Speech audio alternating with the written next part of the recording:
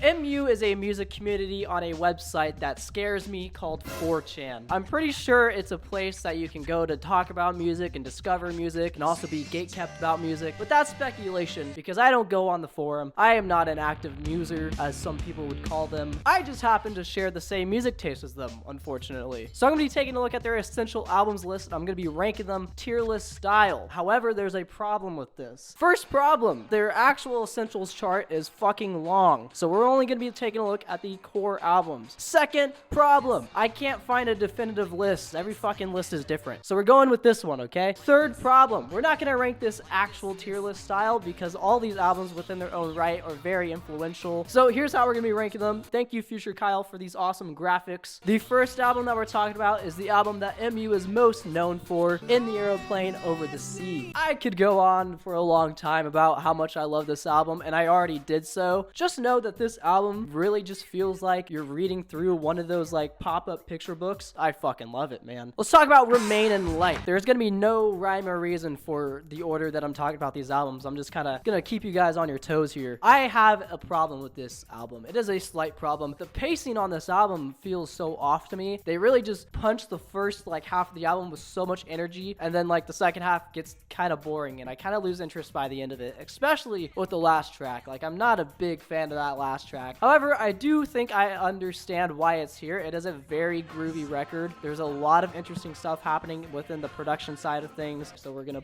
slap it right there. Let's talk about Kid A. I think it's pretty hard to have just one single Radiohead album encapsulate the entirety of Radiohead, I guess, because they are so influential, and that's probably why OK Computer and Kid A show up on a lot of MU core album lists. I'm putting this album in great, but not the best. It's an S tier along with OK Computer and In Rainbows, although it technically should go into fucking love it. It's hard, you know. All right, let's talk about an album that I haven't heard before making this video. We got American Football. Pretty freaking good, I gotta say. My issue with this album as it stands right now is that if I would have listened to this thing 6 years ago when I was a freshman in high school, I would have loved it. But for some reason, little baby Kyle didn't dive into the album. He only listened to the first track. I would have resonated with a lot of the sound and the lyrics of this album a lot better back then. However, I think it's still a great album. I think this album for me as it stands right now is really great for background music because those twinkly guitars are amazing. From my understanding, this is very influential in the Midwest emo genre, and there is some really great stuff in there, some great sounds, but for me it's just background music, so I'm gonna put it in. I understand why it's there. We're going to talk about Merriweather Post Pavilion. Animal Collective is my favorite band of all time. Sorry, Car Seat Headrest, but you're not quite there. Merriweather Post Pavilion is a great album, don't get me wrong, but I personally believe that there are better Animal Collective albums out there. So I'm putting it in great, not the best. I'm going to rip an album apart. My Beautiful Dark Twisted Fantasy. I don't get it. This album, to be honest, is the sole reason why this category exists. I think Kanye did a good job kind of reinventing his sound in this album. This album does definitely have a unique sound within his discography. I just kind of think it gets a little repetitive. I'm not very interested in the lyrical content of it. I don't find it interesting. I think the instrumentals are cool but stick around for way too long because there's some long tracks on this thing. I think the beauty of having long tracks is having that track be able to develop throughout the track. And I think the only song that really develops instrumentally is Runaway, where Kanye ruins the last 3 minutes of that song. I gotta say it, guys. Yeah. I'm sorry. All right, let's give the album some love. Spiderland. Holy Jesus Christ, guys. I first listened to this album like way back in the day, like 4 or 5 years ago. I liked it, but I didn't love it, you know. And then every now and then I hear it mentioned and then I go back to it. And then I just fall in love with it more and more each time. Making this video was like the capstone of that project, you know. Every single time I go back to this album, it's after like a year of not listening to it and it clicks with me in a whole different way. I fucking love it, guys. I fucking love it. It's so cool. I love the atmosphere of the album. The storytelling of the album is incredible. It is so interesting musically to me. If anyone has any more albums that sound like this album, let me know. I need more of this. Let's do Pet Sounds here by The boys. I think I get it. With an album like this, it's very important to put the historical context around it when trying to rank it in an album ranking, because this album was pretty influential, I'm assuming. I'm also assuming that this was a pretty interesting turn for the 60s band known as the Beach Boys. Almost like their Sgt. Pepper's, if you will.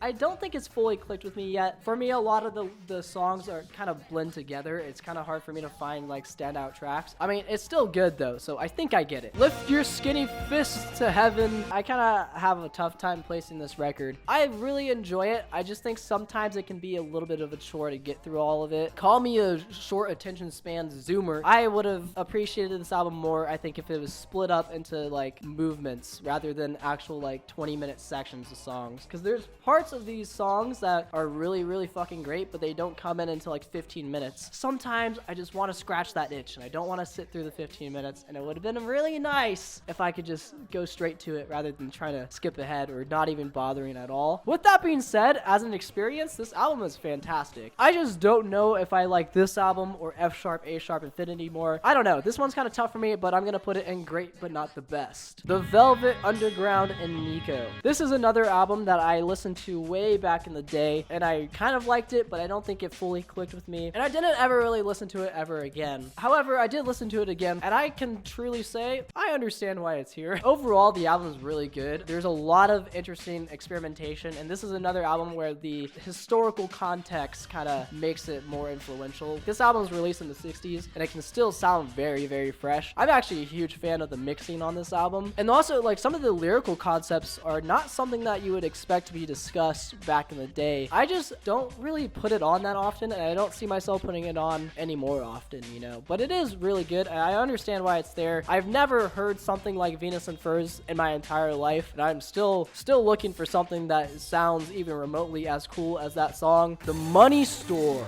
I feel like I've talked about Death Grips enough on this channel. I don't think Money Store is my favorite Death Grips album. Objectively though, it might be the best Death Grips album, if that makes any sense. I'm gonna put it in, I fucking love it. Loveless. I discovered earlier this week that this album is not good for background music. I mean, I thought it would be, but it's not. It's not, because this album requires your full attention. In order to really like enjoy this album fully, you really just have to let the vacuums consume you. The vacuums just have to suck you up. By vacuums, I'm talking about the sound of these guitars. This album sounds like nothing else in the world. That's speculation, because I haven't listened to much shoegaze. I don't think I would put it up here, but I would definitely put it right here. It's not as interesting to me as the albums that are up here, I think, and that's why I'm putting it in great. Soundtracks for the Blind. I listened to this thing for the first time about a week ago, in one sitting, all 2 hours of it, and I have had no desire to listen to this thing again. I think that's a good thing, because the way this album made me feel is indescribable. There is a certain heaviness that this album brought onto me that music has never done to me, like, ever. I think this is an album that I'm gonna see myself going back to like every